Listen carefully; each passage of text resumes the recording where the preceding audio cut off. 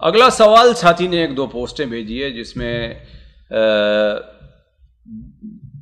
Doctor اسرار احمد صاحب کی یہ ویڈیو ہے جس میں شیخ محترم بہت ساری ایسی کلپس ان کی آتی ہیں جس میں وہ بار بار یہ کہتے ہیں کہ نظام اسلامی کو جب تک اگر کوئی نہیں مانتا چاہے وہ کتنا بڑا عابد ہو زاہد ہو کوئی فائدہ نہیں دیتی ہے، اور حتیٰ کہ انہوں نے اس کلپ میں یہ بھی کہا کہ اگر کوئی نظام اسلامی کے خلاف کوئی قانون پر عمل کرتا ہے تو گویا وہ کافر ہے، مشرک ہے، منافق ہے، سب کچھ گنوا دیا گیا۔ ہاں دیکھیے ڈاکٹر اسرار صاحب اللہ تعالیٰ رحم کرے، ان سے بڑے فائدے بھی ہوئے لیکن بڑے نقصانات بھی ہوئے، اب اس دنیا سے چلے گئے ہیں۔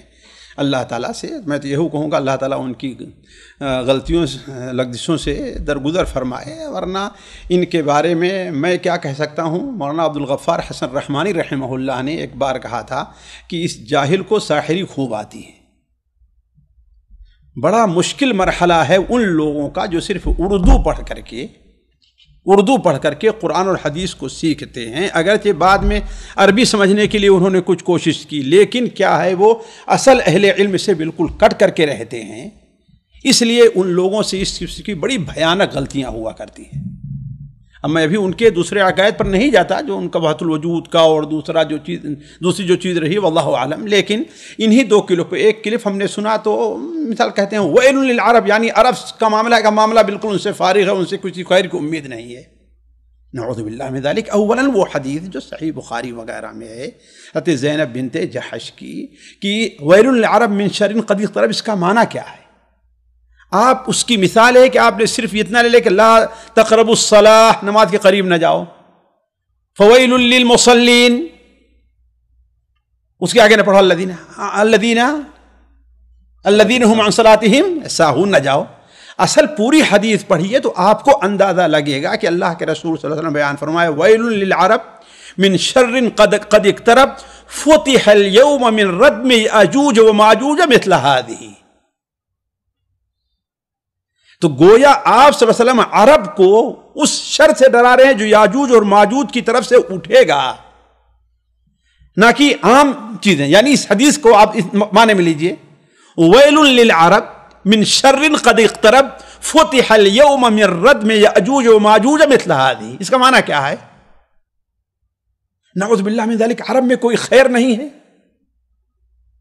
کہاں ہے حضرت ان حدیثوں سے جس میں صحیح بخاری میں حضرت ابو ہریرہ کی روایت ہے کہ ایمان قریب ہے کہ سمٹ کر کے مدینہ منورہ میں رہ جائے، جس طریقے سے سانپ اپنی دور جاتا ہے لیکن آخر میں کہا اپنی سوراخ کے اندر، تو اہل مدینہ عرب نہیں ہے؟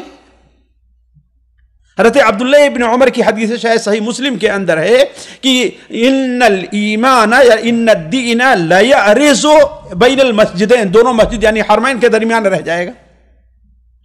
اللہ کے بندے، اس دنیا کا سب سے بڑا مجدد جو آئے گا وہ کہاں ہوگا؟ پاکستانی ہوگا، ان کی تنظیم اسلامی سے تعلق رکھتا ہوگا، نعوذ باللہ من ذالک۔ وہ بھی تو مدینہ منورہ یعنی عربی کا ہوگا نا۔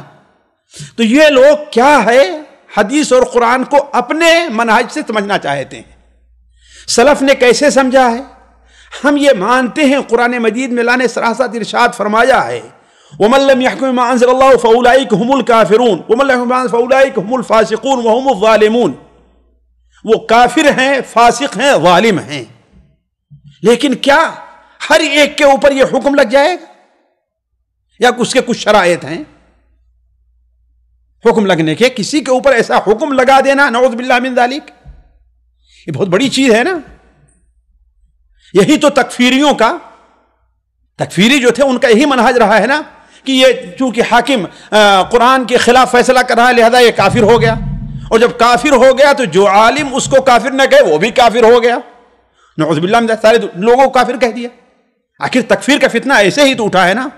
تو یہ لوگ، میں یہ نہیں کہتا ان میں کوئی خیر نہیں ہے، لیکن ایسی باتیں جو ان کے مستوی سے بہت اوپر کی رہتی ہیں، اس قرآن کو حدیث کو سمجھتے نہیں، قرآن کو سمجھتے نہیں ہیں۔ اور یہ ہے کہ اس حکم کے، آپ جانتے ہیں کوئی بھی حکم ہو اس نافذ ہونے کچھ شرائط ہوا کرتے ہیں، نافذ ہونے کے کچھ شرائط ہوا کرتے ہیں۔ جس طریقے سے خارجیوں کی اصل مشکل کیا تھی؟ حضرت علی کو کافر کیا، آپ سوچ سکتے ہیں۔ حضرت عبداللہ ابن عباس کو ان لوگوں نے کافر کہا، صحابہ کرام کو ان کی بیوی حاملہ ہے اس کو ذبح کیا، نعوذ باللہ من ذالک۔ ذرا سوچیے حالانکہ ان سے زیادہ عربی سمجھنے والے تھے، ان سے زیادہ عربی سمجھنے والے تھے، قرآن حدیث پڑھنے والے تھے، لیکن کیوں؟ ان لوگوں نے اپنی سمجھ کو صحابہ کرام کے سمجھ کے تابع نہیں کیا ہے۔ اپنی ایک چیز سمجھ لیے، ہاں بھائی ٹھیک ہے، ورنہ حضرت علی رضی اللہ تعالیٰ نے کہا کیوں؟ اس لیے کہ ان الحکم الا حکم، اللہ کا ہونا چاہیے، اور انہوں نے ابو موسیٰ عاشری عمرو بن العاص کو حکم بنا لیا کہ ہاں بھائی جاؤ فیصلہ کرو، نعوذ باللہ من ذالک۔ تو یہ لوگ جذباتی ہوتے ہیں، اللہ ایک کھلا ذہن دیتا ہے۔ آج ہم دیکھیں ہمارا ہندوستان، پاکستان، ساری دنیا کے لوگ، بہت سے ہماری امت ایسے لوگوں سے مصیبت اور فتنے کے اندر مبتلا ہے، ایسی ان لوگوں سے ظاہر میں بھی آپ ہیں، لیکن ایسا ہوتا ہے کہ اللہ تعالیٰ کی ایک آزمائش ہوتی ہے، ان کی مدت محدود رہا کرتی ہے۔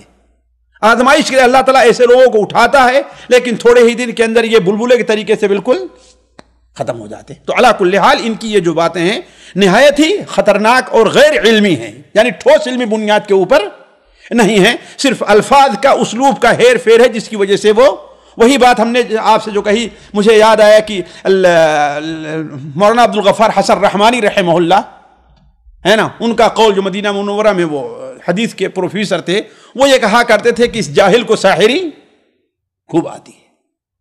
جی ایسا بولا جا سکتا ہے شیخ؟ میں بڑے عالم کی بات کر رہا ہوں، میں اپنی بات نہیں کر رہا ہوں، میں کچھ نہیں کہتا، ظاہر بات ہے ان کے مقابل میں ان کو جو علم تھا حدیث قرآن کا، بالکل ان کو جاہل ہیں۔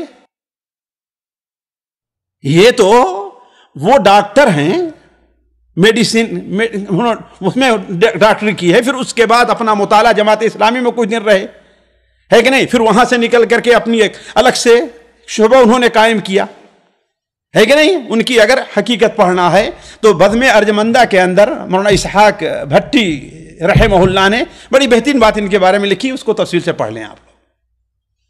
سامعین کرام، ہمارے علمی اور عوامی دروس اور سوال و جواب کی مجلسوں سے آپ خود بھی مستفید ہوں اور اپنے دوست و احباب کے ساتھ بھی شیئر کریں۔ عین ممکن ہے کہ آپ کے شیئر سے کسی کی اصلاح اور آپ کے لیے صدقہ جاریہ بن جائے۔ واٹس ایپ پر اسلامک میسج حاصل کرنے کے لیے نمبر نوٹ فرمائیں: یعقوب عزیز 009665089595707۔